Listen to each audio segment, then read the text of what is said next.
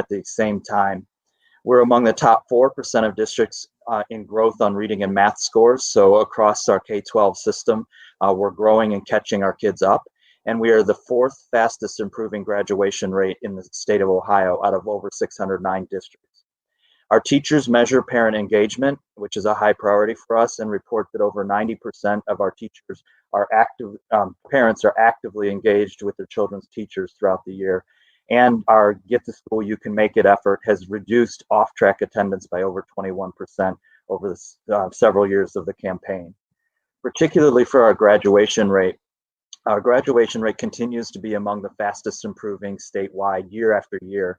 In 2011, when I became CEO, our graduation rate was 52.2%. Today, it is 80.1%, which is a 27.9 percentage point gain or a 53% increase.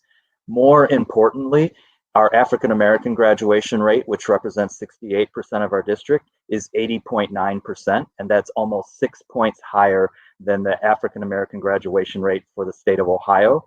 Our Hispanic graduation rate, representing 17% of our district, is 82.6%, and that's nearly 5.5 points higher than their peer group in Ohio, meaning that our Hispanic and African American students are more likely to graduate than their peers statewide. And just for context, the state graduation rate is 85.9%, meaning that we have closed the gap with only about a 4-point gap between us and the state average at this point. So what does that mean? And just in a snapshot, in 2012, we were Ohio's worst performing school district. We are now one of Ohio's fastest improving school districts. That does not mean we've reached our goal. We have a great more to do, but it does mean that we are catching up. And that's how we get to our goal, is moving further and faster than our peers. The community also knows, I believe, about our Say Yes to Education effort, a two-pronged effort to establish a 25-year commitment to funding every graduate's dreams for trade school, 2-year or 4-year college, with a tuition scholarship to any public institution in Ohio and over 100 private institutions across the country. We've raised as a community over $93 million toward that goal. And we are also providing core services such as health, mental health, legal clinics, after-school programs, and a number of other basic needs services in now 43 schools across the district and community. And we'll have all of our schools covered by 2023 so that we can block and the barriers that poverty creates for our children. Our financial context, which is what levies are about, is important as well. As Kayla mentioned, in 2012, Cleveland voters passed our 4-year 15 mil levy. It was the first levy that was passed in over 16 years, and 1 mil of that is shared with partnering charter schools, of which there are 17. In 2016, Cleveland voters renewed that levy with a comfortable margin, and that's the levy that will expire on December 31st if we do nothing. And just for context, the 15 mil levy represents about $67 million or 12% of the district's net operating budget. It's also important to understand that school districts have something called the House Bill 920 effect. This was put in place in 1976 and ensures that school levies do not increase their value after they've been voted on. And so it's essentially a ceiling or a cap to ensure that the levy only pays for what voters actually approved. So that means school levies don't keep up with inflation, which has increased 13.6% over the last 8 years, nor do they capture the value of increases in existing property values. And that's why you see school districts return to the ballot more frequently than you see other agencies, is because of this ceiling effect in Ohio law. So what influences our financial health? Well, since 2012, local property tax collections have grown slowly, about 0.8% annually. Our state aid is $31 million higher. However, our payments to charter school and voucher payments has also increased by nearly the same amount, $30.5 million, meaning that we're only receiving about $500,000 more in state aid over the 8-year period.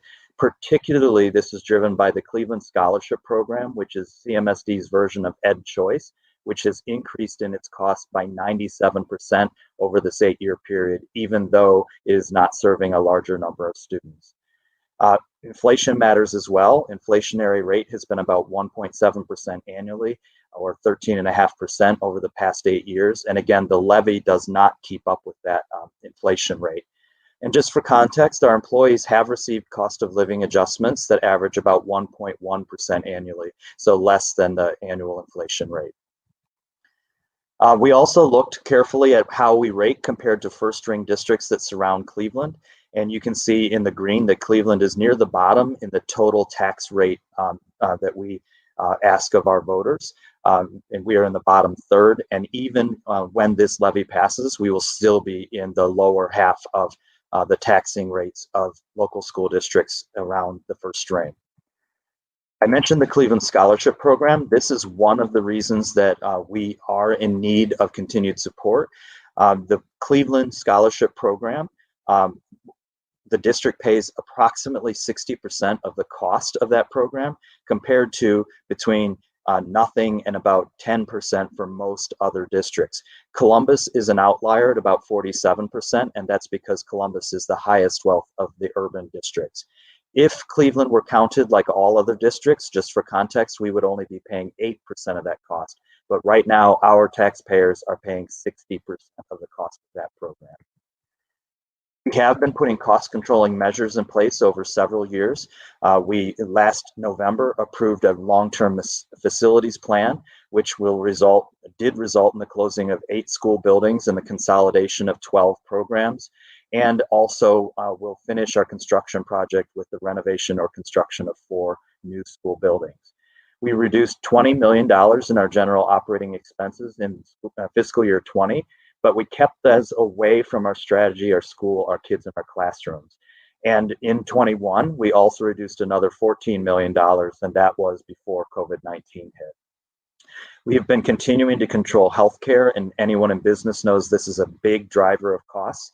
Our annual increases in healthcare for the last 2 years has been 1.2% compared to a 6% national increase. And then we've partnered with a national leader in energy conservation to optimize our energy use and our utility expenses as well. So we've been very deliberate in maintaining cost controlling measures in how we operate the district. But we have had to adjust to COVID-19 as it has everyone else. And there's a number of financial impacts that have come out. First, the state did reduce state aid for schools, both in school year 2019 and 20, the one that just finished, and in this current year, 2020-2021. The net total of that is an $11.2 million reduction in revenue for the district. The levy itself is $67 million, or 12% of our budget. And then if we see recession level delinquencies, we know every 1% of the tax delinquencies is about $2.5 million, which could be up to a total of $25 million. Other factors that are in play is legislation at the federal level that would allow states to fund schools at a 3-year average, which would reduce our budget by another $17.5 million annually. We did receive CARES Act funding for $24 million. We've already incurred $22 million in new technologies, internet connectivity, PPE, and many other things, and estimate another $20 million for the balance of this year. And there were some savings through the shutdown period, not running buses, substitute teachers, and we've accounted for that as well. And finally, we are continuing to monitor future federal stimulus funding as Congress continues to contemplate stimulus and stabilization dollars. Our 5-year forecast shows that we do not have enough money to continue operating without a levy renewal. And even with a levy renewal, we would still be making cuts. And so felt that we couldn't responsibly ask a community to renew the levy and then turn around and still make cuts that would hit kids in classrooms. So we gathered a panel of community members who have been long supporters of the Cleveland Plan and the school district, including members of our board and district, the Cleveland Council of Administrators and Supervisors, and the Cleveland Teachers Union, representatives of Mayor Jackson's office, Greater Cleveland Partnership, both the Cleveland and George Gunn Foundation, and Breakthrough Charter Schools, and studied the levy issue to make our recommendation. What we heard and understand the community's concern that a 4-year levy cycle, which we've been on now for 8 years, is too frequent and creates a cliff for the district. That's $67 million that will expire in December if we take no action. But we heard counter to that The business community's concern about a continuing tax that never gets a sense of accountability where voters get to weigh in again. We also heard and agree that the K-12 funding system in Ohio doesn't work and creates an unfair burden on both residential and commercial taxpayers. However, that's largely out of our control, and we have a responsibility to respond to our kids and community. We heard charter school advocates argue for a significant increase in the amount of levy dollars that we share here in Cleveland, and other stakeholders who did not support any increase for charter schools. And finally, we heard concern that there could be opposition to the school levy, which we do now have, especially during this COVID-19 recovery period. All of that is how we formed this recommendation, which is before voters as issue 68, a 15 mil renewal of the levy that will expire, and a 5 mil increase, of which an additional 1/2 mil would be shared with partnering charter schools, extending the 4-year period to a 10-year term so that voters can again hold us accountable for our performance, and that we ask that as a single levy question, issue 68. When issue 68 is approved, then we are then able to forecast that we can operate the district in the black for at least the next 4 years of the 4-year forecast. This is obviously dependent on any changes to state and federal aid as well. And then finally, I would just say that I certainly understand the very difficult, disruptive time in our community, our state, and our country. I think anyone who has children and is going through some form of remote or hybrid learning environment knows too well how absolutely critical schools are and getting kids back into learning is right now. But would just remind us that our 15 mil levy will expire at the end of December if we did nothing at all. And that's 12% of our budget, which would require us to close schools, lay off staff, and make deep cuts to programming, much like we did back in 2010 and 11 during the recession. We believe that over the last 8 years, we've made significant progress, including on Ohio's 3rd grade reading guarantee, improvements in reading and math scores, our huge gains on graduation rates, and particularly for our minority children, our Black and Hispanic students, and simultaneously have been carefully controlling costs so that we didn't ask for any new money over the last 8 years. What issue 68 will do is allow us to continue the progress we're making and to make the new investments that have been necessary to respond to COVID-19, including moving the district to a completely digital environment where every child has a technology device, a tablet or a computer, and getting internet connectivity into our homes, and providing meal service across the city, as well as many other investments that COVID-19 has required.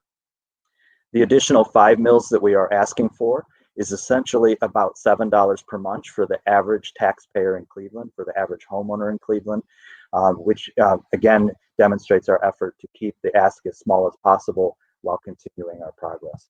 And I just want to thank you again for giving us this forum, and I look forward to our questions and our discussion. Thank you so much. That was definitely insightful for me. In a few minutes, we'll turn to your questions as viewers. If you have any questions for Eric Gordon about issue 68, please text them to 330-541-5794. That's 330-541-5794. You can also tweet them at the City Club, and we'll try to work them in.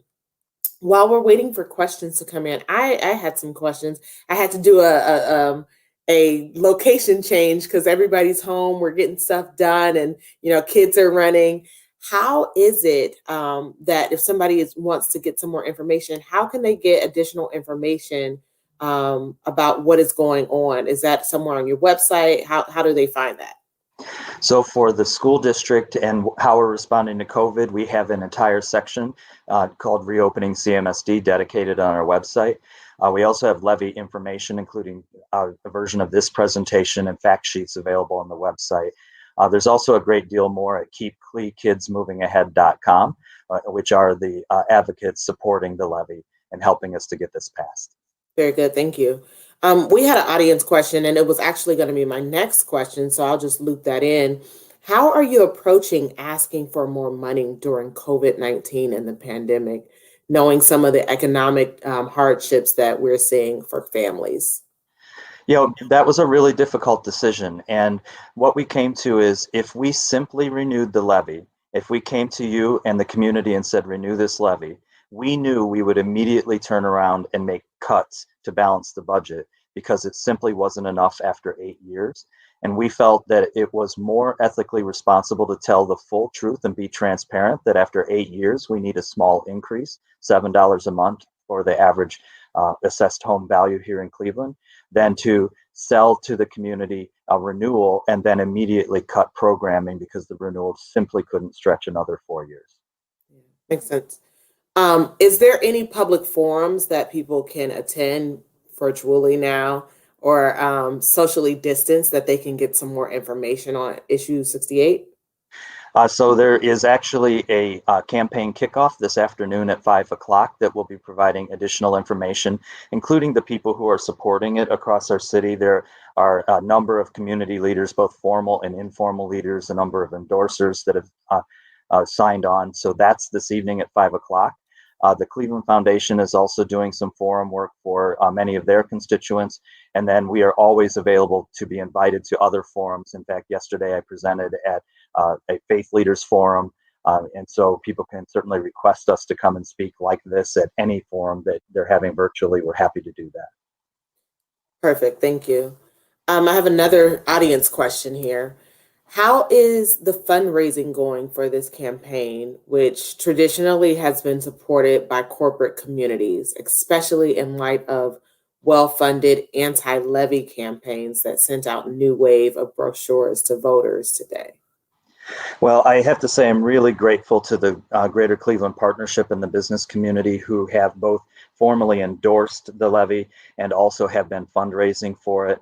And there's been a number of other partners that have supported it, the Cleveland Teachers Union and many others. I think a big difference to the funded opposition is that, and I know this is important to you, Kayla, is that ours is all being done very transparently. You know who we are, you know where the money's coming from, you know how much we're reporting it as part of participating in an issue campaign, as opposed to the opposition who has set up their position to fund the campaign in the dark instead of being fully transparent about who's trying to influence voters and how. Yeah, we talked a little bit about like the opposition. Are they giving any type of reasoning why they're opposing the levy? Well, their literature is, I would say, really stretching the truth. So, for example, they suggest it's an additional $90 million a year, when in fact 75% of the levy has already been approved twice, and it's actually that $7 a month that is the additional dollars. That the district's not accountable, when in fact we've set up our levies on time limits, which is the first time Cleveland's done that in its history, so that voters can hold us accountable. That we're not getting results when our math scores, reading scores, parent engagement, student attendance, and graduation rate have all consistently improved. That somehow supporting kids and families is going to hurt the economy, when in fact we know we are the highest childhood poverty in the country, the worst connected city in the country, and the ninth most racially segregated in the country, and that the avenue out of that is education, not trapping people in low-wage jobs because they can't get the education they need. And that kind of exploiting the pandemic as a reason not to support schools, instead of seeing all that schools have had to do to feed children, to create learning pods, to get technology in their hand, to connect families that never had internet. This is actually exactly the time that we need to support those families who are often most marginalized in our community. Very good. You said something that sparked a question. Yesterday, I watched the City Club's discussion around race and the divide that's going on. And one of the speakers mentioned that the city's CMSD still had some segregation that we're still reeling from. What does that look like, and how are we looking to address that? And what does accountability look like from the city and parents and concerned citizens? How do we help to push that issue? Well, look, we are an 87% minority school district, so you're not going to find any building that is fully integrated because we are a minority community.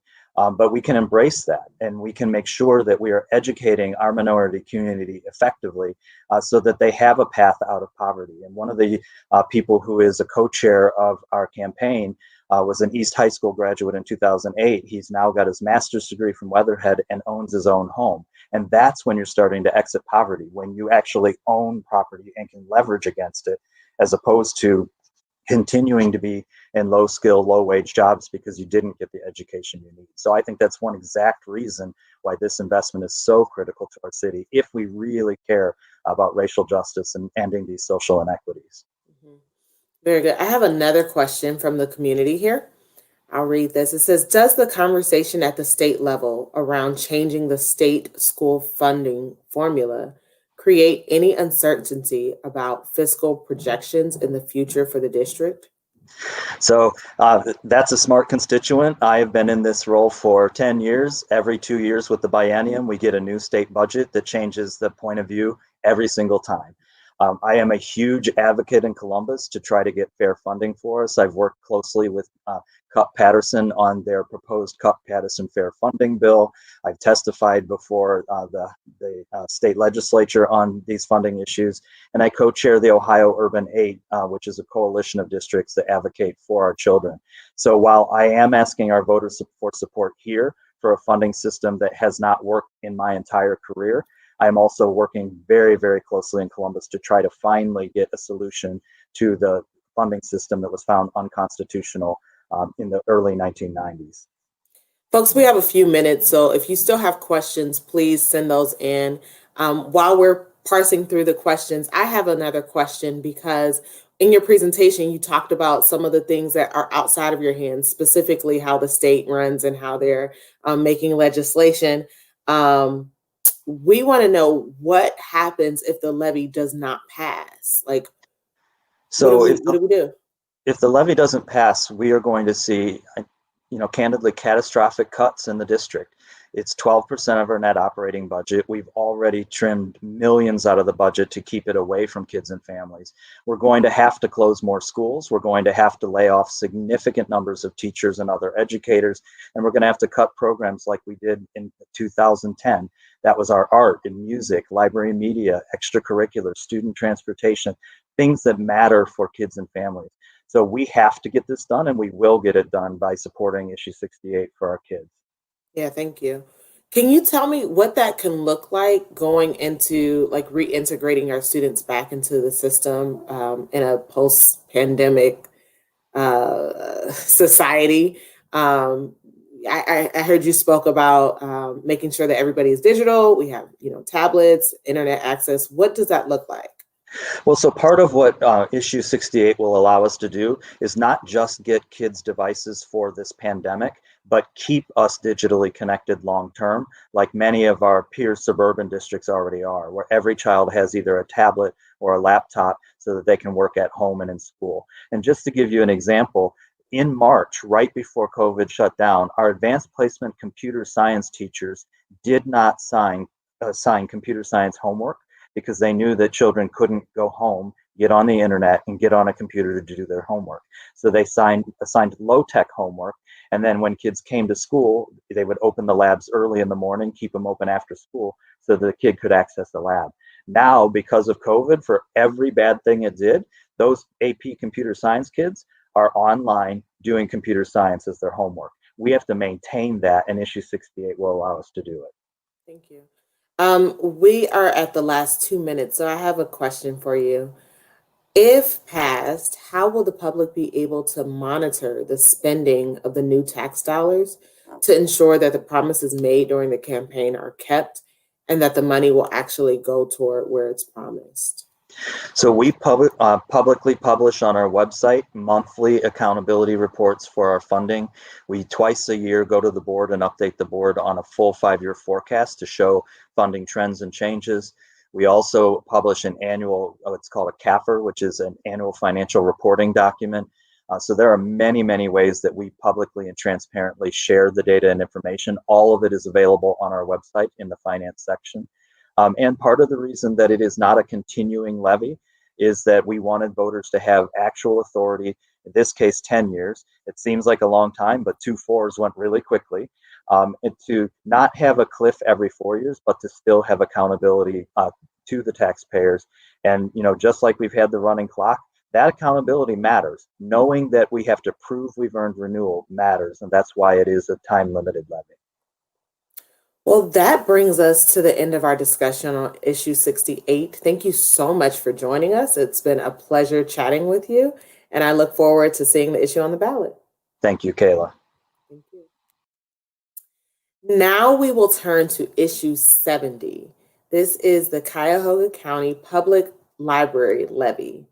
This proposed tax increase would add to the continuing 2.5 million levy, 2.5 mil levy that funds 70% of the library's operations. That's a lot of operation costs.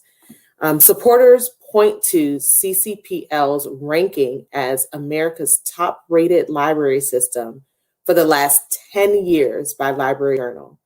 Additionally, they noted that CCPL has the lowest mileage of any of the 9 county libraries. If the levy fails, CCPL plans to reduce hours, defer maintenance, and eliminate other services. Joining us to talk about issue 70 is Tracy Strobel, Executive Director of Cuyahoga County Public Library. Tracy was appointed as the Executive Director in July of 2019 after serving as Deputy Director for 14 years. Her major accomplishments with the library system include leading the largest capital improvement program in the library's history, which includes the replacement of 10 branches and renovation of 14 branches over a period of 7 years. Welcome to the City Club. Thank you, Kayla. I am excited to hear about what you guys have, and I will turn it over so that you can jump into your program. Terrific. Thank you so much. I'm excited to be here.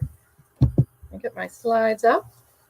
Well, good afternoon, and thank you, Kayla, for that kind introduction, and thank you to the City Club for this opportunity to share the story of the Cuyahoga County Public Library and why issue 70 is critical to maintain the library as one of the region's greatest assets.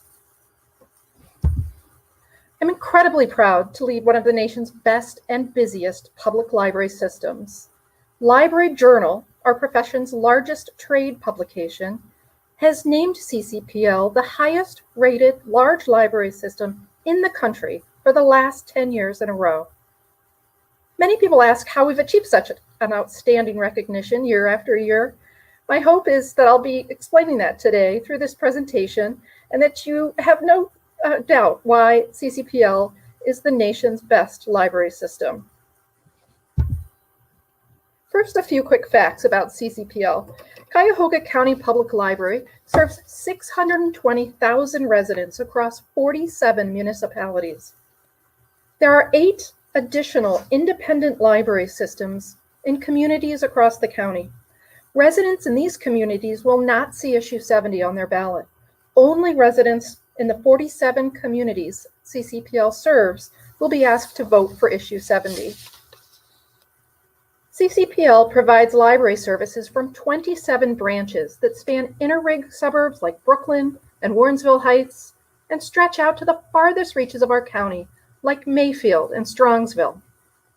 We also have a robust collection of digital resources, from ebooks to e-audiobooks, streaming music and movies, and digital magazines. In 2019, our public library system had more visitors than all Indians, Cavaliers, and Browns games combined.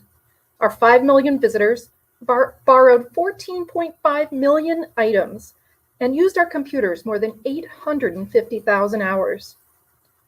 330,000 children and adults attended library programs to explore new interests, connect with their favorite authors, learn new skills, and engage with their neighbors. The Cuyahoga County Public Library is incredibly proud to offer a wide variety of programming for all ages and interests. Our programming embraces our mission to create an environment where reading, lifelong learning, and civic engagement thrive. For our youngest residents, the library supports family engagement to boost early literacy and language development. Parents are a child's first teacher, and the library helps parents be the best teacher they can be. Our innovative baby club program, our early childhood spaces in our branches, and our partnerships with community organizations that share our goals all support families with young children. A quick example is in Maple Heights, where we partner with the Centers for Family and Children and have a preschool embedded right within the library. For students, we're a partner in their academic success. By partnering with our 25 school districts, we serve first and second grade students identified as at risk for failing the third grade reading guarantee. We provide one-on-one tutoring with trained volunteers so that these children will succeed, and 90% of them do raise their reading levels through this program. Our homework centers deliver after-school homework help to students in our 10 lowest performing school districts. And during the summer, the library offers hundreds of programs that are fun and hands-on, learning STEAM skills like coding, robotics, engineering, and so much more. All of our programs are free of charge and available to everyone. For adults, we're so much more than books on the shelf.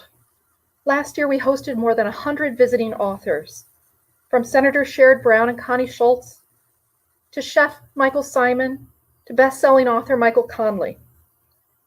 And as our branches closed, we pivoted to offering author events online. A few weeks ago, we hosted Jason Reynolds and Ibram X. Kendi to talk about their collaborative book called Stamped. 900 people attended this virtual program, not just from our region, but from across the country. The library is often the very first place new immigrants in our community come for a connection. Our classes helped so many new neighbors feel welcome and begin the journey to make their American dream come true. Adult learners seeking a degree, a certificate, or just new skills use the library and their Aspire Greater Cleveland program. These are state-funded programs for adults that teach basic literacy for those who can't read, prepare adults to pass the GED high school equivalency test. They teach English to non-English speakers, citizenship classes, and digital literacy. Our career coaches build job search and job readiness skills. Our tech trainers offer free basic and intermediate instruction in the Microsoft Office suite. We offer Aspire Greater Cleveland services across the county, including in the city of Cleveland, not just at libraries, but at rec centers, the Virgil Brown Center downtown, and even in the county jail. We were incredibly proud earlier this year to graduate 14 students in the county jail with a high school equivalency diploma. These services are possible in no small part because of our outstanding facilities. Our 27 branches are convenient, efficient, and the pride of the cities in which they are located. Over the past decade, we have invested $110 million in the local Greater Cleveland economy with 24 branch replacement projects and renovations. These projects have allowed us to provide more services and programs to our residents while costing less to staff and to sustain. I hope you've learned something about the Cuyahoga County Public Library today that surprised you, and I hope it's clear why we are one of the country's best library systems. These services would not be possible without our smart, hardworking team of library employees, over 800 strong, working in 27 locations and our administrative headquarters. And of course, our story would not be the same without the very best library customers in the country. We are the first in the nation per capita with lending materials. Cuyahoga County residents are readers, we're learners, and we know a good deal when we see one. But how are we funding all of this? And why is issue 70 critical to protect our library? Our budget is comprised largely of revenue from local property taxes. Nearly 2/3 of our budget comes through local support. But as illustrated by this simple graph, our revenue has been declining. Cuyahoga County Public Library has not been to the ballot since 2008. Prior to the pandemic, we cut expenditures by $4 million each year, reducing our largest expenditure category, salaries and benefits, by 14.3% since 2009. In terms of FTE count, we've reduced by fully 10% in that time. The economic impact of the pandemic further compounds the library system's losses. We project a $5 million shortfall this year because funding from the state's public library fund has been reduced. Currently, the library has a $2.5 million continuing tax that funds our library operations. This is the lowest tax rate of the 9 libraries in Cuyahoga County. Because of our declining property values, we've received nearly 14% less from local property taxes last year than we did in 2009, the first year after our last levy. But even with this decline in revenue, we have stayed off the ballot for the last 12 years while enhancing services and improving facilities. We re-examined everything we did, from staffing to procurement to logistics, and we've managed to weather these declines while maintaining a 98% customer satisfaction rate. Among our peers across the state, Cuyahoga County favorably leverages our public resources. But after a great deal of analysis and careful consideration, the library's Board of Trustees has determined that without additional revenue, CCPL would be forced to reduce services, hours, and locations. For that reason, the board decided to ask voters in our 47 communities to support a $1 million continuing levy for the purpose of operating expenses. What does that $1 million represent? For residents in our 47 communities we serve, it will mean homeowners will pay an additional $2.91 each month per $100,000 in home value, or approximately $35 per year. The funding will enable CCPL to remain on the path of continuous improvement. It will ensure we remain among the very best public libraries in the nation. The funds will allow us to continue to operate our 27 branches and maintain vital services. It will preserve weekend and evening hours. It will allow us to make necessary safety and security updates in our buildings. It will sustain a robust materials collection, including both physical books and our digital collection. And it will help to maintain the programs and services, many of which I've talked about today. As our board deliberated this issue last year, they considered what we would do without this additional funding. And it's not a positive scenario.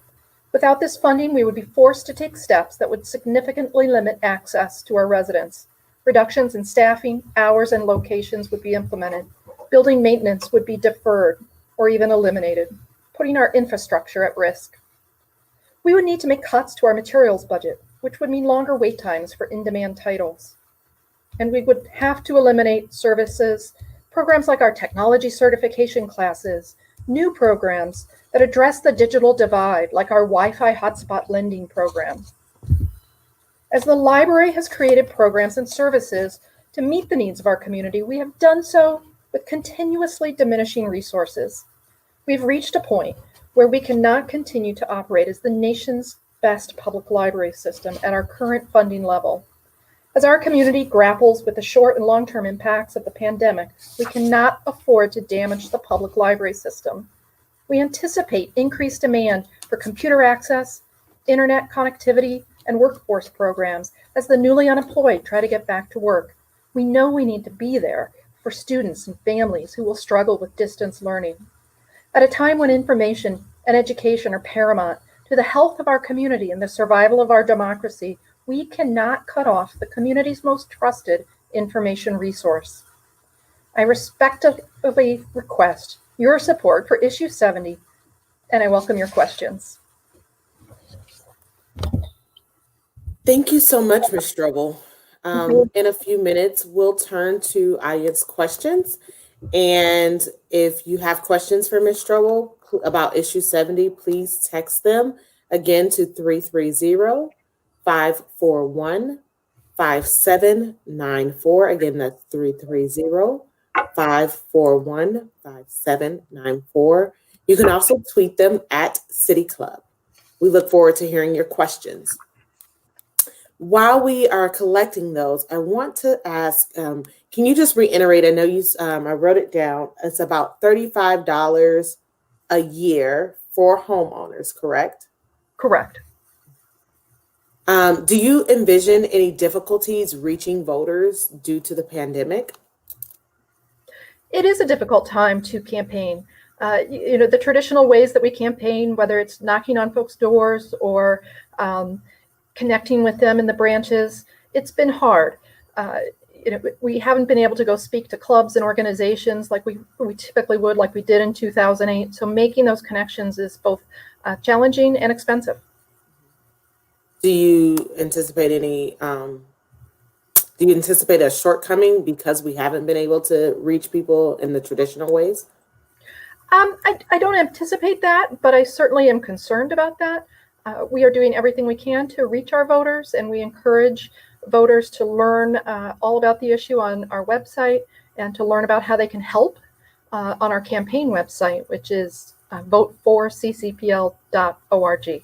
Thank you. Can you repeat that one more time for the folks who are slower? It's vote4ccpl.org. And that's where they can learn more. They can sign up to volunteer or even get a yard sign. We can deliver it right to their home. Wonderful. Well, we have some questions coming in. Great. With the April announcement that the library was laying off or furloughing 300 employees due to the loss in stemming from the pandemic, if the levy increases pass, will those employees be hired back? Actually, many of them have been hired back, and some of them are actually directly associated with our summer programming and our after-school programming.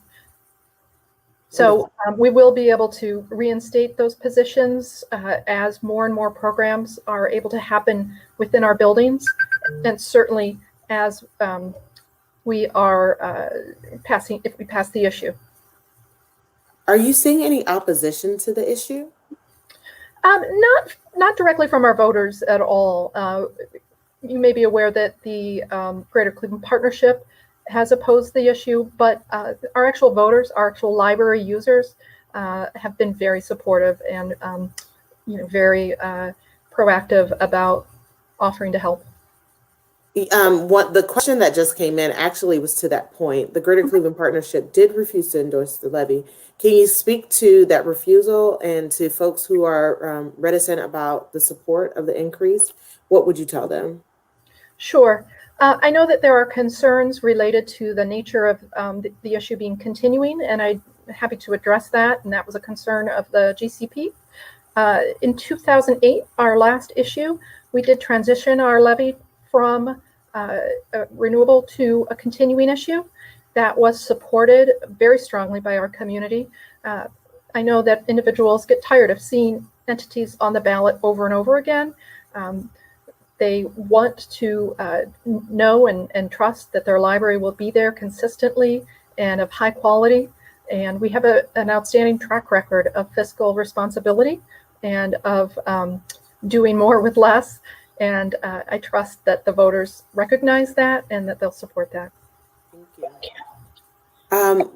So one of the themes that resonated between your presentation and Eric Gordon's presentation is about this digital divide. Right. What is the library doing? I heard some amazing things. Can you kind of reiterate what the library is doing to address that? Right. The digital divide in our region is real and it is dangerous. It is something that many entities around the region are trying to address, but the library has been addressing it for more than a decade. We offer computers in our branches. I mentioned that 855,000 hours of computer use occurred in our branch just last year. We also offer Wi-Fi. So if you have your own device, but you cannot afford a subscription to broadband internet, you can use the library's Wi-Fi. And in fact, the period in which we were closed during the pandemic, we saw over 70,000 connections in our parking lots.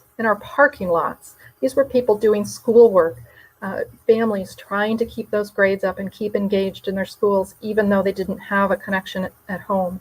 These were individuals trying to apply for unemployment for the first time. and they didn't have a connection, so they were in our parking lots.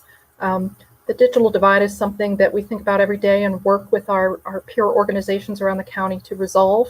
We do lend Wi-Fi hotspots thanks to the Cleveland Foundation, and we would like to maintain and grow that program should the levy pass. Okay. So we just had another question, stressing the cost. How much is it per month that a homeowner would be spending?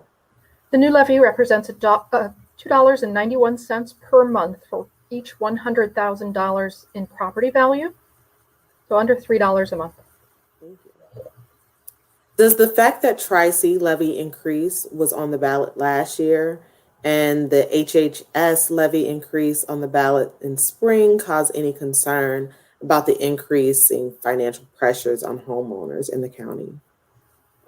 Well, all of those entities are important to serving the community. The library serves everyone. The library serves everyone from the most educated individuals to those who are struggling to better their lives and their situations. And for less than $3 per month, we believe that our community, our residents, see the value of a high quality library system and what it brings not only to their lives, but how it improves the lives of their neighbors across the county. Can you speak to some of the modifications that have happened and services since the pandemic? Sure. We are open in all 27 locations, 65 hours per week. We opened on July 6th. And we began curbside service or drive-up service the 1st of June. So while we were closed for a period of time and offering our digital services and virtual programming, we are now open for business and seeing lots of traffic every single day. People are looking to take a class, they're looking to an online class. They're looking to connect to the internet. They're looking to build a resume.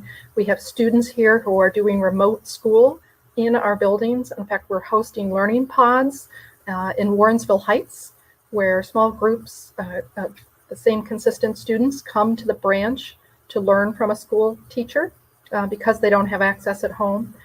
So we've made a number of adjustments. We are not yet doing in-person programming of large groups due to the governor's regulations, but we are offering an incredible number of virtual programs, especially author visits it's so very popular. Just this week, we've had Jodi Picoult, Sue Miller, and Dirk Backdorf come to us virtually.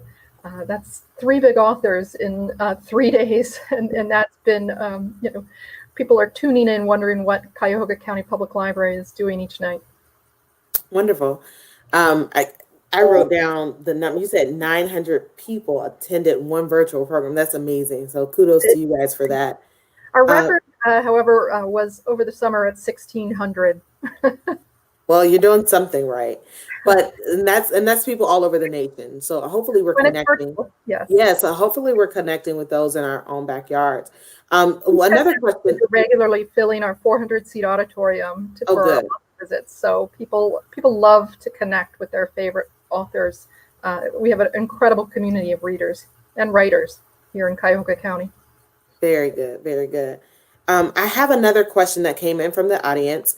They asked, you listed out all the city libraries compared to the county libraries. Why do we have such a fractured system, and why can't libraries merge? Sure. No, that's a great question.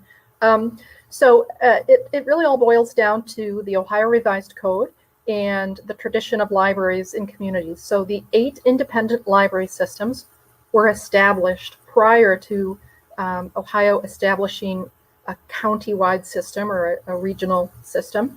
And so they were essentially grandfathered and allowed to remain independent. The choice to merge with the county system is a local choice. It is not something that we can go in like a corporate raider and take over. It's something that a community decides for themselves. And we would certainly engage in conversation if a community had interest in joining the library, but it's not something we would instigate. Thank you very much for that.